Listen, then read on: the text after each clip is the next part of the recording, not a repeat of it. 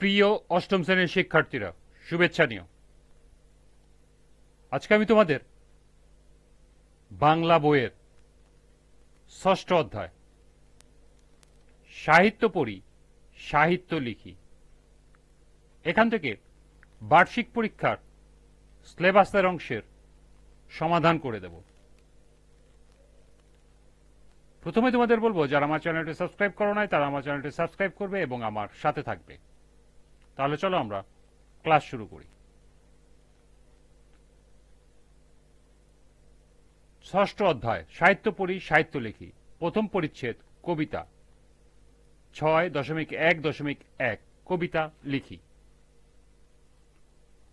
কবিতা রচিত হয় কোনো একটি বিষয় বা ভাবকে কেন্দ্র করে। কবিতা তাল দিয়ে পড়া যায়। তাছাড়া কবিতায় মিল শব্দ থাকে। এখন তোমার জীবনের বা সমাজের কোনো ঘটনা বা প্রসঙ্গ কিংবা মনের কোনো ভাব বা অনুভূতি নিয়ে আলাদা কাগজে একটি কবিতা রচনা করো। অর্থাৎ তোমাকে এখানে একটি কবিতা রচনা করতে হবে।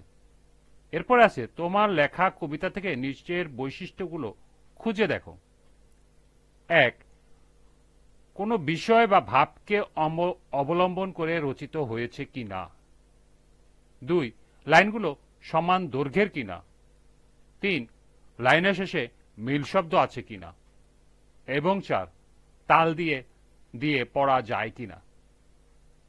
অর্থাৎ এখানে একটি কাজ দেওয়া আছে। কাজটি হলো, প্রথমে তোমাদেরকে একটি কবিতা লিখতে হবে। এরপর কবিতার এই বৈশিষ্ট্যগুলো তোমার কবিতার মধ্যে আছে কিনা তা যাচাই করে দেখতে হবে। তো চলো এখন আমরা এর সমাধান দেখে নিই।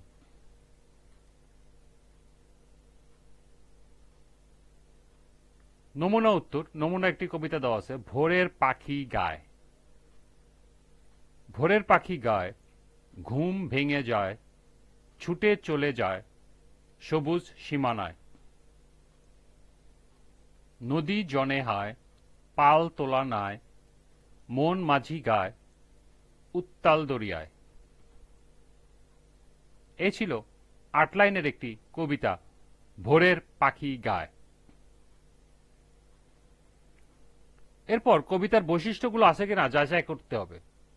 প্রথম প্রশ্ন, কোন বিষয় বা ভাবকে অবলম্বন করে রচিত কিনা। এর উত্তর হ্যাঁ। কবিতাটি প্রকৃতির বিষয় বা ভাবকে অবলম্বন করে রচিত হয়েছে। 2. লাইনগুলো সমান দৈর্ঘ্যের কিনা। উত্তর হ্যাঁ, লাইনগুলো সমান দৈর্ঘ্যের। 3. লাইনের শেষে মিল শব্দ আছে কিনা। এর সমাধান হ্যাঁ, লাইনের শেষে মিল শব্দ আছে। এখানে দেখুন, লাইনের শেষে মিল শব্দ আছে। গায়, যায়, যায় সীমানায়, তারপরে হায়, নদী জলে নায়, গায়, দরিয়ায়। অর্থাৎ লাইনের শেষে মিল শব্দ আছে। সর্বশেষ প্রশ্ন, তাল দিয়ে দিয়ে পড়া যায় কিনা। উত্তর হ্যাঁ, তাল দিয়ে দিয়ে পড়া যায়।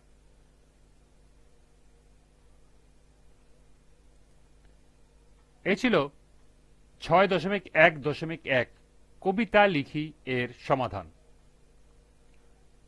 এরপরে কবিতা কি। কবিতার প্রতিফলিত হয় কবির আবেগ অনুভূতি। কবিতার লাইনকে বলা হয় চরণ। কবিতার সাধারণ কিছু বৈশিষ্ট্য নিম্নরূপ, যেমন কবিতায় লাইন বা চরণের শেষে মিল শব্দ থাকে। কবিতার শব্দের রূপ বদলে যেতে পারে। কবিতা তালে তালে পড়া যায়। কবিতার এসব বৈশিষ্ট্যের কথা তোমরা আগেও জেনেছো। এর বাইরেও কবিতার আরো কিছু বৈশিষ্ট্যের সঙ্গে পরিচয় হওয়া যাক। যেমন ক, কবিতার স্তবক থাকতে পারে। কবিতার অনুচ্ছেদকে স্তবক বলা হয়। স্তবক তৈরি হয় সাধারণত একাধিক লাইন বা চরণের সমন্বয়ে। আমরা এখানে যে কবিতাটি দেখলাম, এখানে এই 4 লাইন মিলে একটি স্তবক এবং পরবর্তী 4 লাইন মিলে আরেকটি স্তবক, অর্থাৎ এখানে দুটি স্তবক দেওয়া আছে। খ, সব কবিতা সমান গতিতে পড়া হয় না। কোন কোন কবিতার গতি বেশি থাকে, কোনটি মাঝারি গতির হয়, আবার কোন কোন কবিতার গতি কম হয়। এই গতির নাম লয়। 3, কবিতায় উপমা থাকে। উপমা হলো এক ধরনের তুলনা। কোনো বিবরণকে আকর্ষণীয় করে তুলতে কবিতায় উপমার ব্যবহার করা হয়।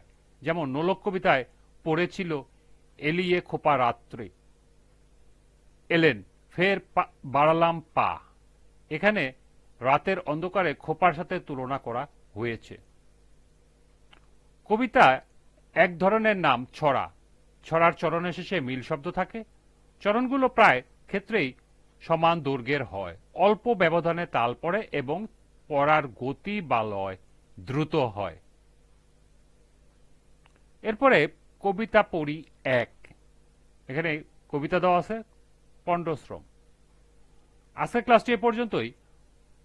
পরবর্তী ক্লাসে পণ্ডশ্রম কবিতার সমাধান করে দেব। সবাইকে আবারও বলছি, যারা আমার চ্যানেলটি সাবস্ক্রাইব করো নাই তারা আমার চ্যানেলটি সাবস্ক্রাইব করবে এবং আমার সাথে থাকবে। সবাইকে পরবর্তী ক্লাস দেখার আমন্ত্রণ জানিয়ে আজকের মতো আমি এখানে বিদায় নিচ্ছি। আল্লাহ হাফেজ।